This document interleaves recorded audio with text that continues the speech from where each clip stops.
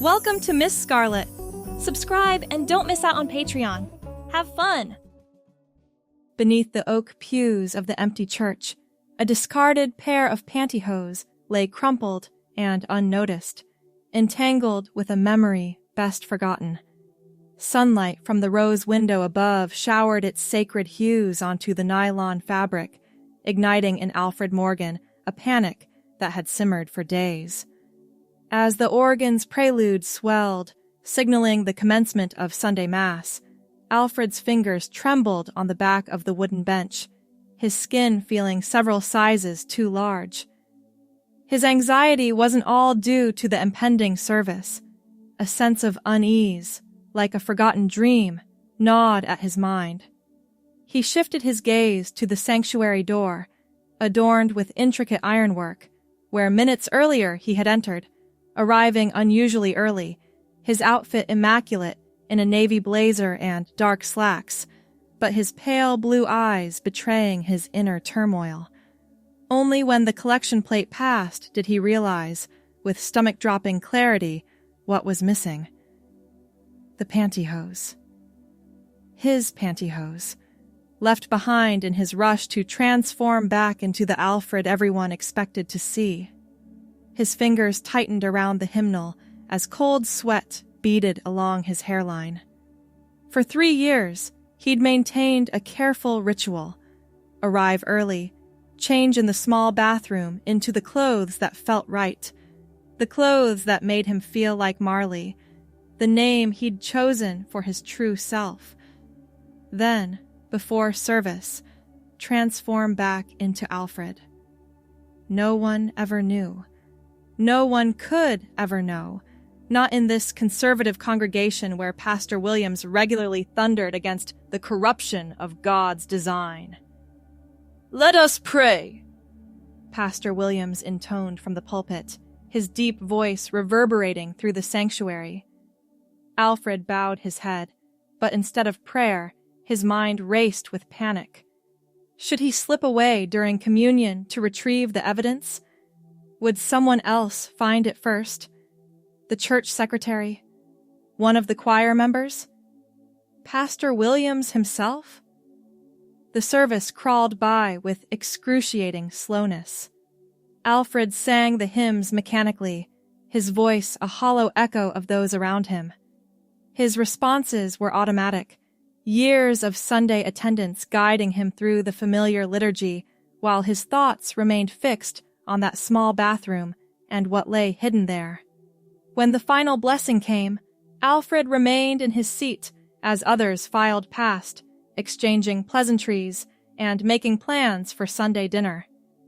He pretended to study the bulletin, waiting for the crowd to thin before making his move. "Alfred, just the man I wanted to see." Pastor Williams's hand clamped onto his shoulder, heavy and authoritative. The pastor was a tall man with steel-gray hair and piercing blue eyes that seemed to look straight through any facade. Today, those eyes held something Alfred had never seen before, a cold, knowing glimmer. "Do you have a moment to join me in my study?" It wasn't really a question. Alfred followed Pastor Williams through the side door, past the choir room, and into the wood-paneled office that smelled of old books and furniture polish. The door closed with a definitive click. "I found something rather disturbing this morning," Pastor Williams said, moving behind his large oak desk. From a drawer, he withdrew a plastic bag containing the beige pantyhose. He placed it on the desk between them like an attorney presenting evidence. "These were in the men's bathroom."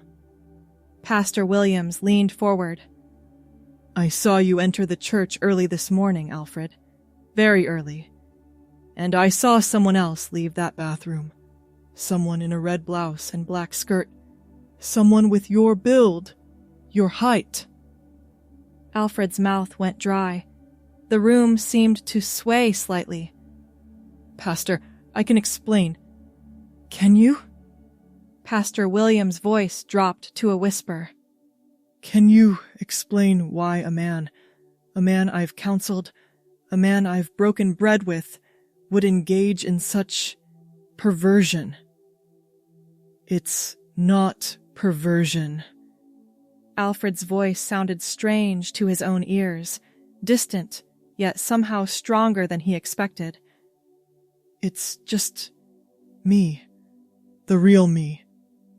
Pastor Williams shook his head slowly, his expression a mixture of disgust and what appeared to be genuine concern. No, my son, this is not you. This is temptation. This is the enemy working within you. With all due respect, Pastor, you don't understand. I understand demonic influence when I see it. The pastor's fist came down on the desk, making the lamp rattle.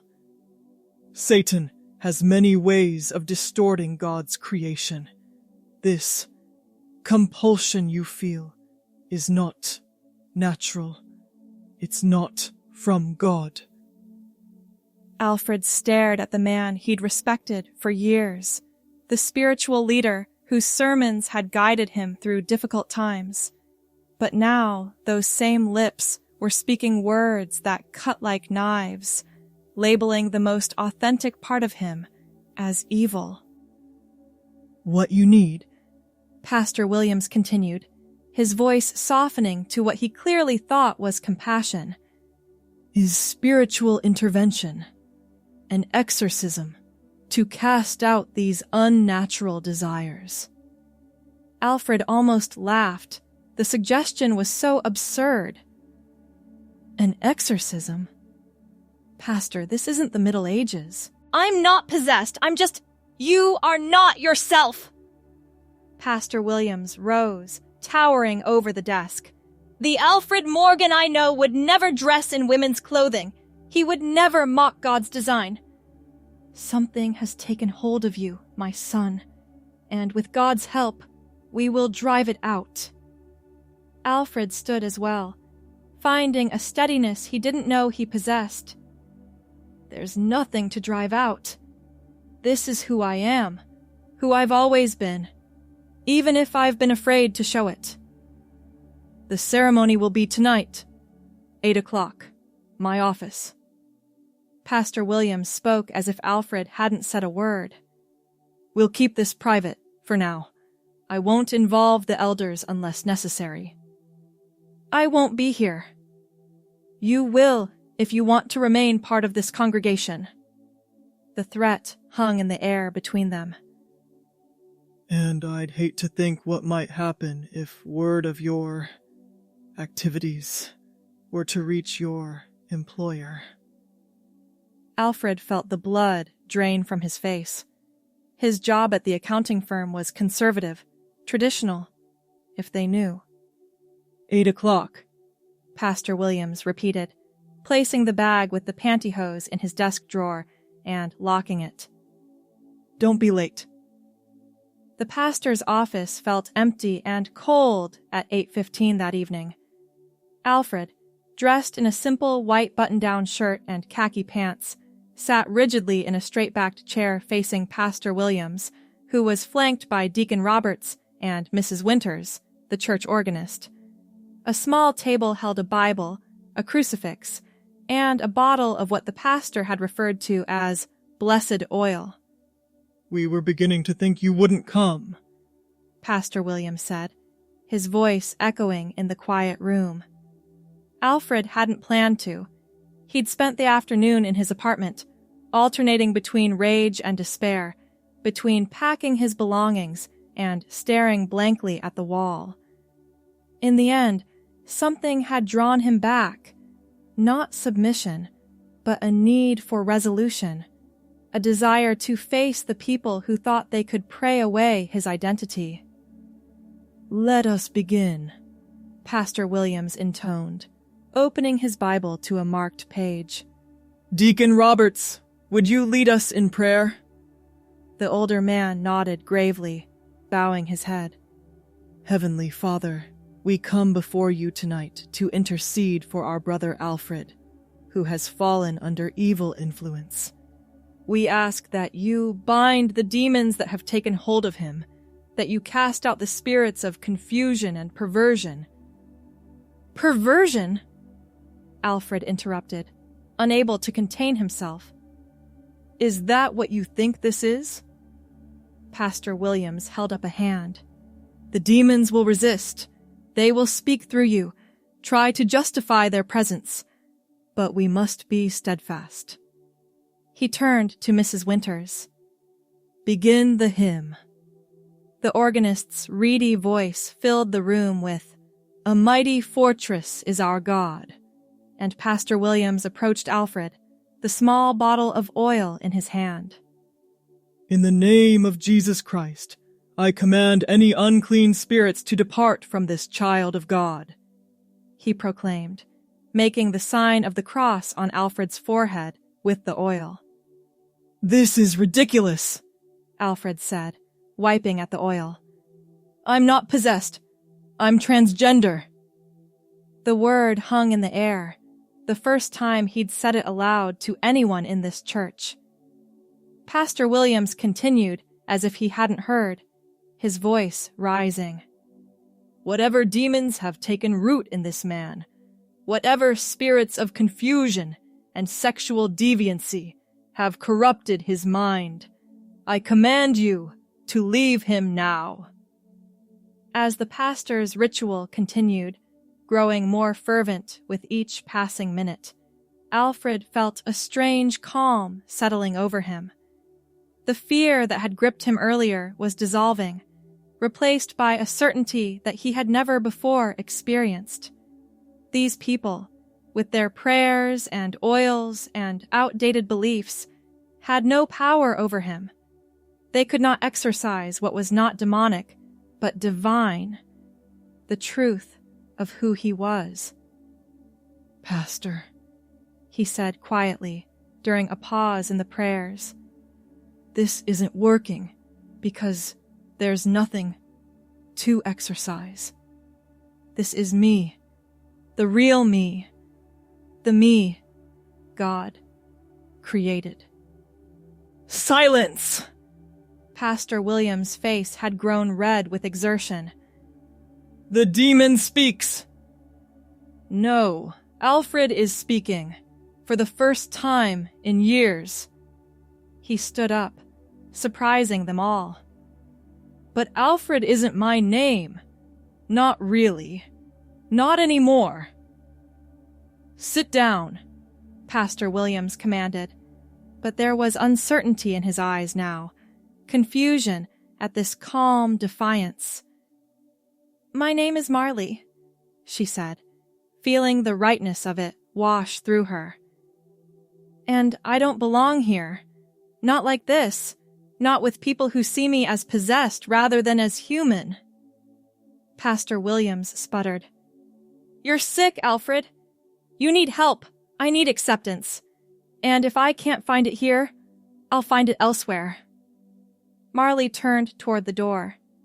"If you walk out that door, don't expect to be welcome in this church again," Pastor Williams called after her. Marley paused, her hand on the doorknob. "A church that requires me to deny who I am isn't a church I want to attend." She walked out, leaving them in stunned silence, their prayers dying on their lips. At home, Marley stood before the mirror in her bedroom, studying her reflection. The blonde hair would grow out in time. She'd already been letting it get longer, explaining it away as being too busy for a haircut. For now, though, short as it was, it still looked masculine. That would change. Everything would change. She opened her closet, pushing past the row of men's shirts and slacks to the hidden section at the back. Her real clothes, the ones that made her feel whole. She selected the red blouse she'd worn that morning, running her fingers over the silky fabric. The black skirt came next, then a fresh pair of beige pantyhose to replace the ones Pastor Williams had confiscated. As she dressed, each item felt like armor being donned, protection against a world that might not understand but would have to accept her reality eventually. The reflection that gazed back at her now wasn't perfect. There was still work to do, transitions to make, but it was honest. It was Marley. Her phone buzzed with a text message. It was from her closest friend, Rachel, checking in after she'd sent a cryptic message earlier about church drama. "Everything okay?" Rachel had written. Marley took a deep breath and typed, "No, but it will be. Can we meet for coffee tomorrow? There's someone I want you to meet. Her name is Marley." She pressed send before she could second-guess herself, then sat on the edge of her bed, phone clutched in trembling hands. The response came faster than expected. "Marley sounds intriguing. Usual place at 10? Can't wait to meet her." Relief flooded through her, the first acceptance of many she would need to seek. Rachel didn't know the details yet, but her immediate openness was promising. The next morning dawned clear and bright, autumn sunlight gilding the edges of the world. Marley dressed with care, the red blouse again, paired with dark jeans that accentuated her figure and comfortable flats. She applied makeup with a still unpracticed hand, cursing softly at the eyeliner that refused to go on evenly, but satisfied with the final result. The coffee shop was 6 blocks from her apartment, a walk she'd made hundreds of times, but never as her true self. Each step outside felt revolutionary, terrifying, and exhilarating all at once. She noticed curious glances from passers-by, heard a muffled comment from a group of teenagers on the corner, but kept her head high, her pace steady. Rachel was already seated at their usual table by the window, 2 steaming mugs in front of her. She looked up as the bell over the door jingled, her expression momentarily confused before recognition dawned. "Alfred?" she asked as Marley approached, then immediately corrected herself. "No, Marley. You said Marley." Marley nodded, sliding into the chair across from her friend. "Thank you for remembering." Rachel studied her face, taking in the makeup, the clothes, the subtle but significant changes. So, this is what the church drama was about. Pastor Williams found some of my clothes, accused me of being possessed, tried to perform an exorcism. Rachel's eyes widened. "Are you serious? That's medieval." "Very serious. And very finished." I walked out. "Good for you." Rachel pushed one of the mugs toward her. "Vanilla latte, extra shot. Your usual." The simple normalcy of the gesture, Rachel remembering her coffee order, brought unexpected tears to Marley's eyes. "Thank you." "Hey." Rachel reached across the table, taking Marley's hand. "No crying. You'll ruin your makeup." They both laughed, and in that moment, Marley knew that whatever challenges lay ahead, and there would be many, she wouldn't face them alone. "So," Rachel said after they'd sipped their coffee in comfortable silence for a moment, "tell me about Marley. How long has she been waiting to meet me?" "My whole life," Marley replied truthfully. "But I only found the courage to introduce her yesterday when Pastor Williams tried to literally exorcise her out of existence." "His loss," Rachel said firmly. "She seems pretty great to me." The days that followed brought a mixture of pain and liberation. Marley called in sick to work for a week, using the time to sort through her apartment, separating Alfred's clothes from her own, beginning the process of legally changing her name, researching hormone therapy options. She also called her parents, a conversation that started awkwardly, proceeded painfully, and ended with her mother in tears and her father saying they needed time to process this information. Not the worst reaction possible, but far from the immediate acceptance she had secretly hoped for. The most difficult confrontation came 2 weeks later, when she finally returned to her job at Brightfield Accounting. She'd emailed her immediate supervisor, Michael, giving him a heads up about her transition, but nothing could have prepared her for the stares, the whispers, the sudden silences when she entered rooms.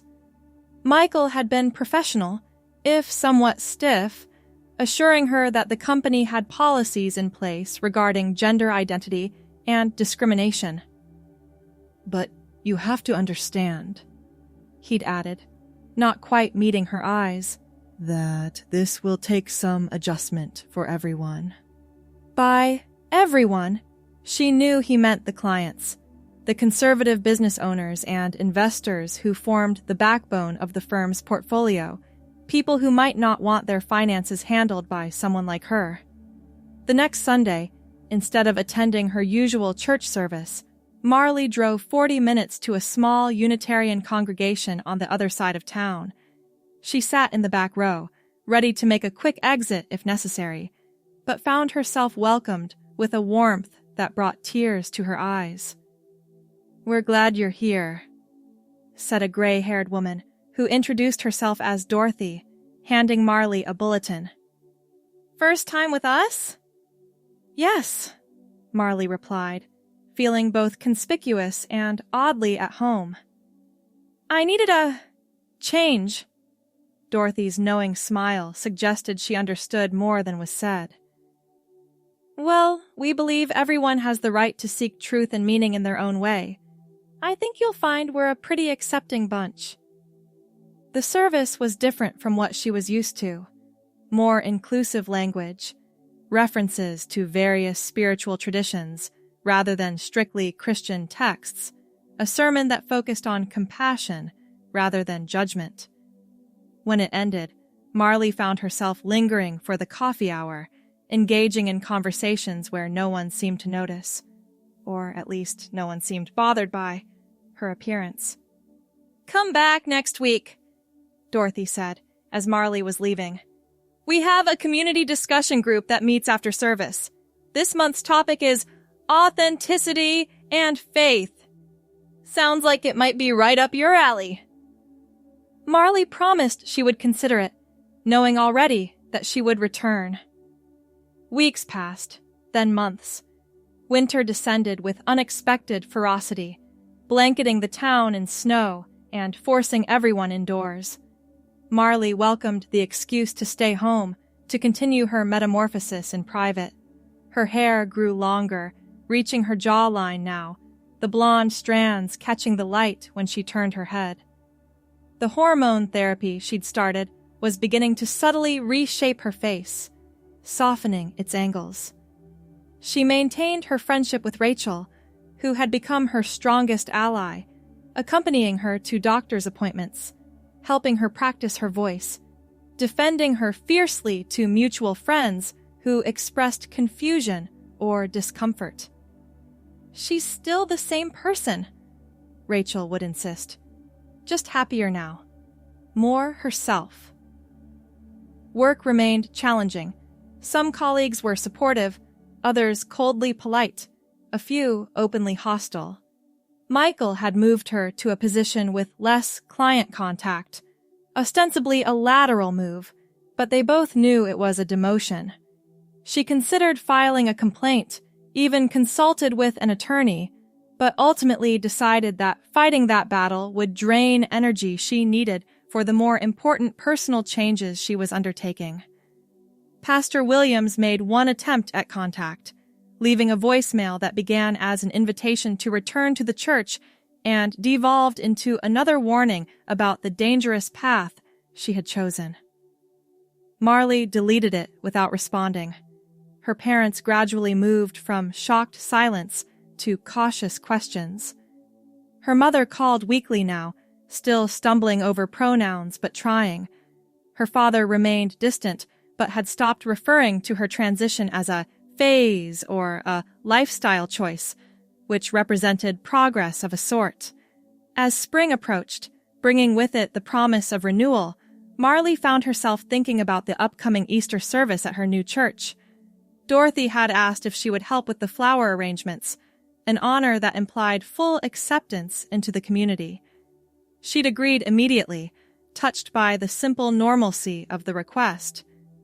The day before Easter, as she was selecting flowers at the local market, a familiar voice called out behind her. "Alfred? Is that you?" Marley turned to see Mrs. Winters, the church organist from Pastor Williams' ill-fated exorcism attempt. The older woman stood frozen in the middle of the produce section, a basket of apples clutched to her chest, her eyes wide with shock. "It's Marley now," she corrected gently, bracing herself for condemnation. Mrs. Winters approached slowly, her gaze taking in the changes, the longer blonde hair now falling in soft waves to Marley's shoulders, the subtle makeup, the flowing spring dress in a pale green that complemented her eyes.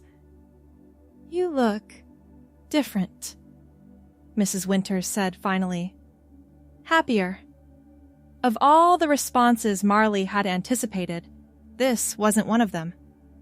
"I am happier," Mrs. Winters nodded, shifting her basket from one arm to the other. "Pastor Williams said you'd been led astray, that you were troubled." "Pastor Williams doesn't understand," Marley replied, keeping her voice level. "This isn't trouble. This is clarity." To her surprise, Mrs. Winters smiled faintly. "You know, my niece went through something similar a few years ago. We didn't understand at first, my sister and I, but seeing her now, seeing how at peace she is, well, it's hard to argue with that kind of happiness." They stood in awkward silence for a moment, the bustle of the market continuing around them. "Are you attending services somewhere else?" Mrs. Winters asked suddenly. "Yes, the Unitarian Church on Maple Street." "Good, that's good." Mrs. Winters hesitated, then added, "I miss your voice in the choir. You always had such a lovely tenor."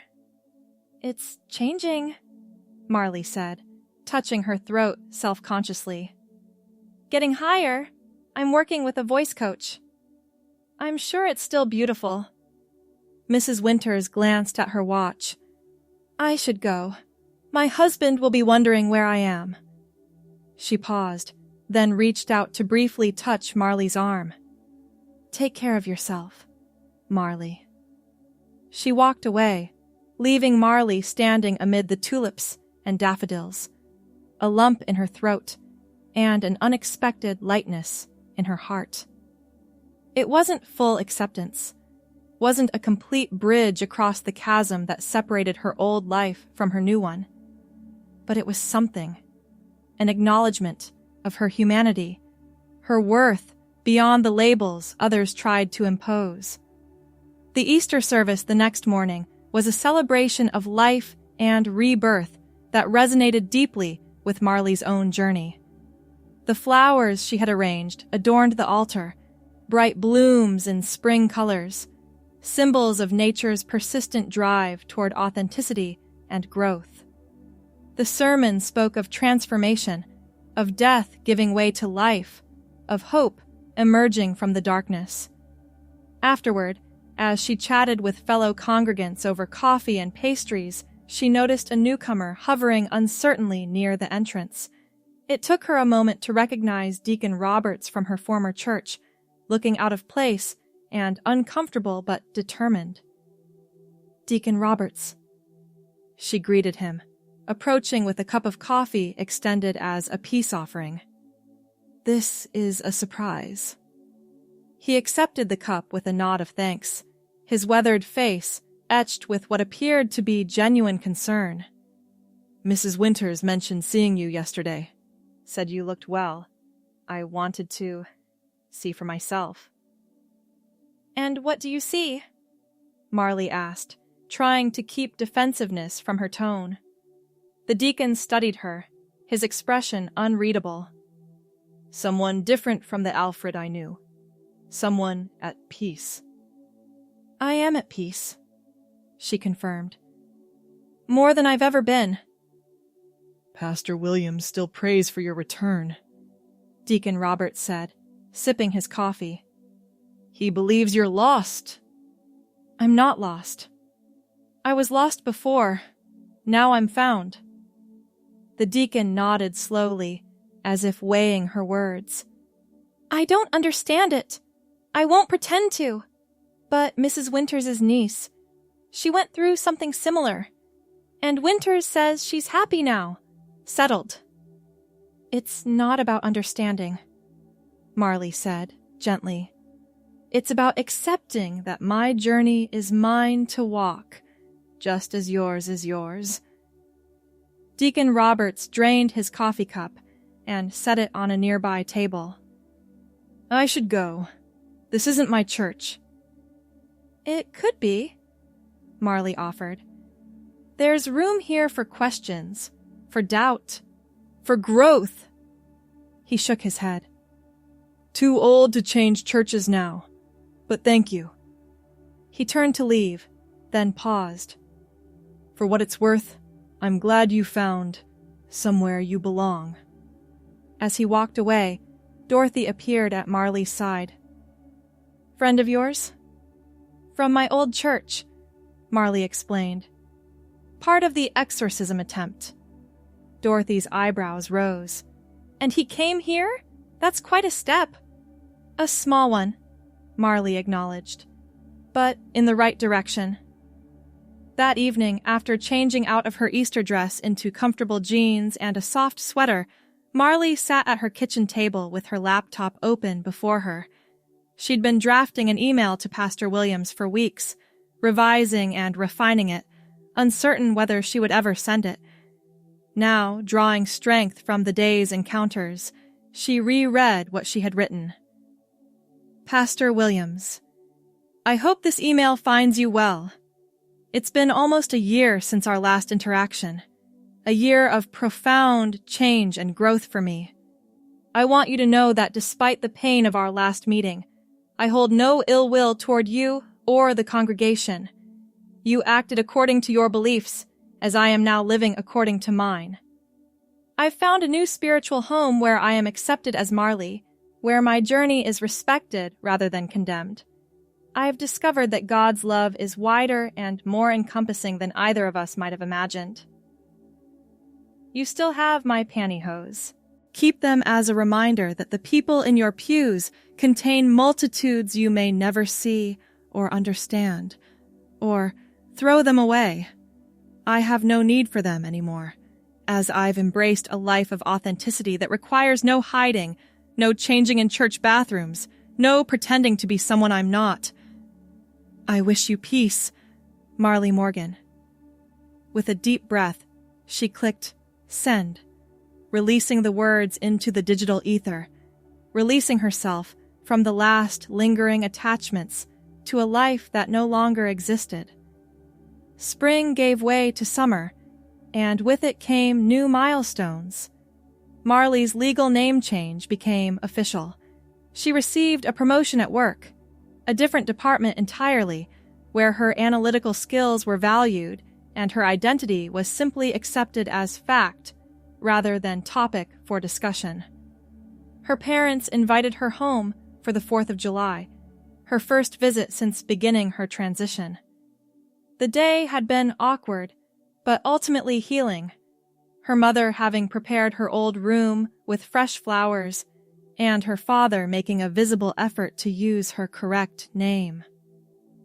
One muggy August afternoon, as Marley was leaving work, she spotted a familiar figure standing beside her car in the parking lot. Pastor Williams, looking smaller somehow, less imposing than she remembered. Molly, he said as she approached, the name obviously difficult for him to say.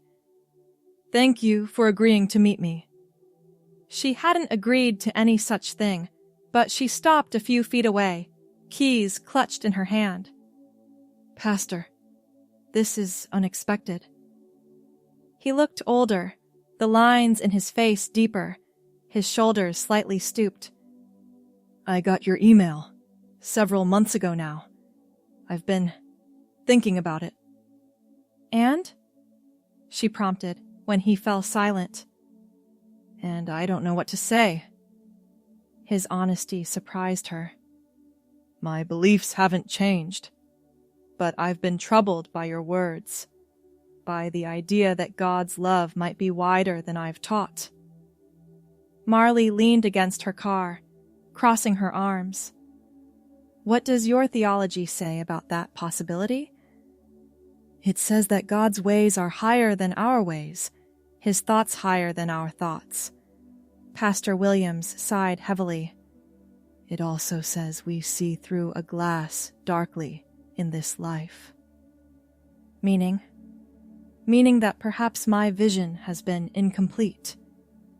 He pulled something from his pocket, a plastic bag containing her long-forgotten beige pantyhose. I believed these were evidence of sin, of demonic influence. And now? He held the bag out to her. Now I think they might just be pantyhose. Marley looked at the offered item, then back at Pastor Williams's face. Keep them. Like I said in my email, I don't need them anymore. What do you need, Marley? The question seemed genuine, not rhetorical. She considered for a moment.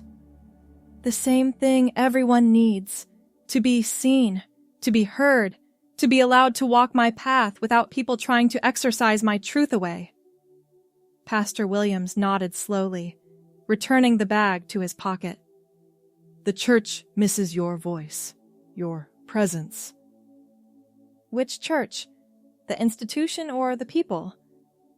Both, perhaps. He shifted uncomfortably. Mrs. Winters and Deacon Roberts speak of you often. They seem to think I was overzealous in my response to your situation. Marley couldn't help but smile. That's a diplomatic way of putting it. I'm trying to understand, Pastor Williams said, his voice strained. I've been praying about it, reading, even spoke with a colleague who has more experience with people in your situation. Transgender people, Marley supplied. You can say it. It's not a curse word. Transgender people, he repeated carefully. My colleague suggested that if God made you, and God doesn't make mistakes, then perhaps your journey is part of His plan too. A surprisingly enlightened view coming from you. Pastor Williams flinched slightly at her tone. I deserve that. But I am trying, Marley. Truly. They stood in silence for a moment, the summer heat pressing around them, the distant sound of traffic providing a backdrop to this unexpected moment of connection. Would you consider coming back? Pastor Williams finally asked.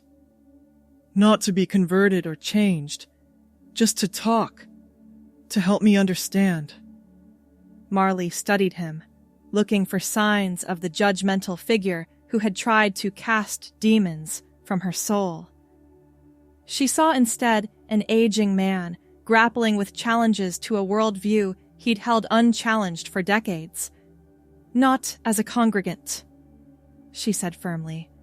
I found my spiritual home elsewhere, but as a bridge builder, maybe. That's more than I hoped for, Pastor Williams admitted. Thank you. As he turned to leave, Marley called after him. Pastor, the pantyhose! What are you going to do with them? He looked down at his pocket where the bag rested. I thought I might keep them, as a reminder that God's creation is more complex and beautiful than my theology sometimes allows for. Marley watched him walk away, a small figure diminishing against the sprawling parking lot, carrying a physical reminder of a journey neither of them could have anticipated a year ago. That night, she stood before her bathroom mirror, brushing her blonde hair that now reached well past her shoulders. The person who gazed back at her was fully herself, Marley in every sense, her outer appearance finally aligning with her inner truth. And so, Marley Morgan's journey towards self-acceptance echoed through the lives of those around her. Her metamorphosis became a gentle revolution, quietly defying expectations and redefining norms. As she walked the path of authenticity, Marley embodied the change she wished to see. Her courage to be herself challenged the limits of a society still grappling with its own prejudices and misconceptions. In her stead, acceptance blossomed in the hearts of some, while others continued to struggle with change, inching closer to understanding with each encounter. The world may not have been ready for a shift as complete as Marley's story deserved, but her resolve to exist unapologetically set a precedent. Her existence, free from the constraints of societal norms, became a testament to the power of living truthfully. In a quiet yet profound way, Marley Morgan became a beacon, illuminating the road to a better, more inclusive future. Her life and her resilience would forever be etched into the narrative of change, where every step she took contributed to a growing momentum. Perhaps one day, Marley's dream of a world where differences were celebrated and acceptance prevailed would come to pass. Thanks for watching, my girlies! Be sure to check out Patreon for more!